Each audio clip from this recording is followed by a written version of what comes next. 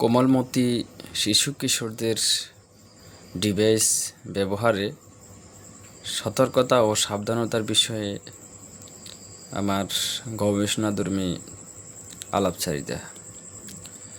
প্রথমত, মনোবিজ্ঞান অনুযায়ী যে সকল শিশুর বয়স 2 বছর, 2.5 বছর বা এর নিচে, এদের জন্য মোবাইল, ল্যাপটপ, টিভি ইত্যাদির রেডিয়েশন অত্যন্ত ঝুঁকিপূর্ণ। কারণ এই 2-2.5 বছরের শিশুদের পুরো বডি ফাংশনটা সঠিকভাবে পরিপক্ক এবং প্রযুক্তি গ্রহণের রেডিয়েশন ম্যানেজের মতো বডি ফাংশনিং অতটা হয় না, যার কারণে বডির জন্য এটা অবশ্যই ক্ষতিকর। শুধুমাত্র যে 2-2.5 বছরের শিশু তা না, কিশোর এবং তরুণ যুবক, বৃদ্ধা সকলের জন্য মূলত ডিভাইস এডিক্টেড বা ডিভাইসের ব্যবহার ক্ষতিকর।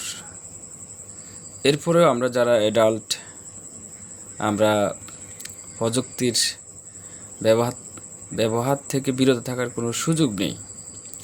তো যেহেতু আমাদের প্রযুক্তি ব্যবহার করতেই হবে, সেক্ষেত্রে আমরা যদি কিছু নিয়ম নীতি মেনটেন করতে পারি, আর বিশেষত যারা শিশু কিশোর, ওদের জন্য যদি এক্সট্রা সাবধানতা অবলম্বন করতে পারি, তাহলে আমাদের যে জেনারেশন, আপকামিং জেনারেশন, এটাকে আমরা কিছুটা হলেও রক্ষা করতে পারি।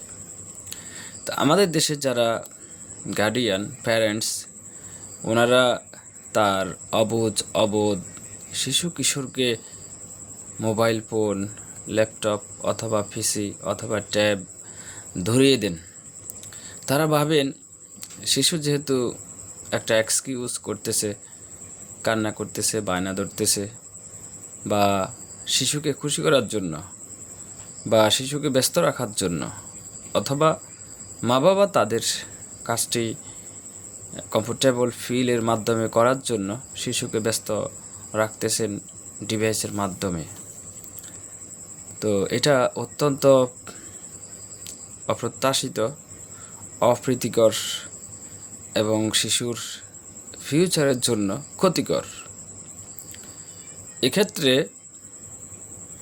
মা বাবা যারা আছেন তারা অধিকতর সচেতন হবেন তাদের শিশুর ব্যাপারে, বিশেষ করে।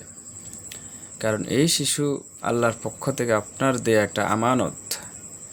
আপনি তাকে শুধু খাওয়ালেন, কিছু অখাদ্য কুখাদ্য খাওয়ালেন, এতেই আপনার দায়িত্ব শেষ নয়। একটা শিশুর ইন্টারনাল এক্সটার্নাল সকল কিছু, শিশুর উন্নতি, অগ্রগতি, সমৃদ্ধি, প্রবৃদ্ধি সকল কিছু দেখবার পূর্ণ দায়িত্ব কিন্তু আপনার। এটা আপনার প্রতি একটা নৈতিক দায়িত্ব এবং পূর্ণ আমানত। শিশুকে একদিকে যেমন আপনি সুষম খাদ্যাভ্যাসে অভ্যস্ত করাবেন, পাশাপাশি তার ব্রেন ডেভেলপমেন্টের জন্য, সঠিক বিকাশের জন্য তার বিজ্ঞানভিত্তিক অ্যাক্টিভিটিস বহাল রাখবেন।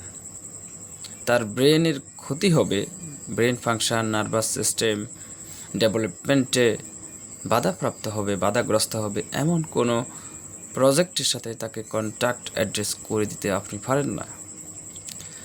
হ্যাঁ, আপনার শিশুর বয়স 1.5 বছর, 2 বছর, 2.5 বছর, 3 বছর, তাকে আপনি ম্যানেজ করতেছেন ডিভাইস দিয়ে, কিন্তু এই ডিভাইস ব্যতিরেকে আপনি তাকে অন্যভাবে ম্যানেজ করতে পারেন।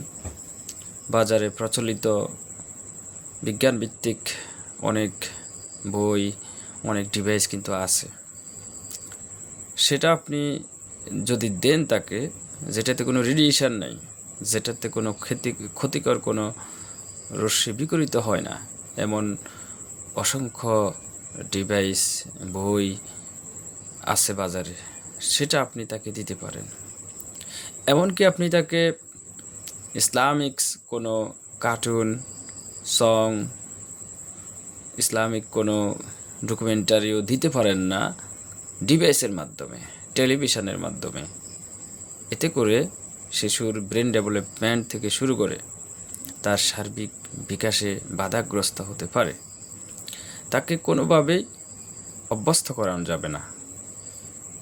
আপনি যদিও টেকনোলজিতে আছেন, আপনি তাকে টেকনোলজির থেকে একটু দূরে রাখেন, কারণ তার ফিজিক্যাল বডি বিল্ড আপ হচ্ছে, গ্রোয়িং হচ্ছে। বিজ্ঞান বলছে একটি শিশুর পুরো বডি পরিপক্ক হতে মিনিমাম 7টা বছর সময় লাগে, মিনিমাম। তার পুরো brain function, renal function, cardiac function, যা যা আছে আর কি, ইন্টারনাল এক্সটার্নাল বডি, এগুলো পরিপক্ক হতে যথেষ্ট সময় লাগে। 7টা বছর মনে করেন, ধরে নিন।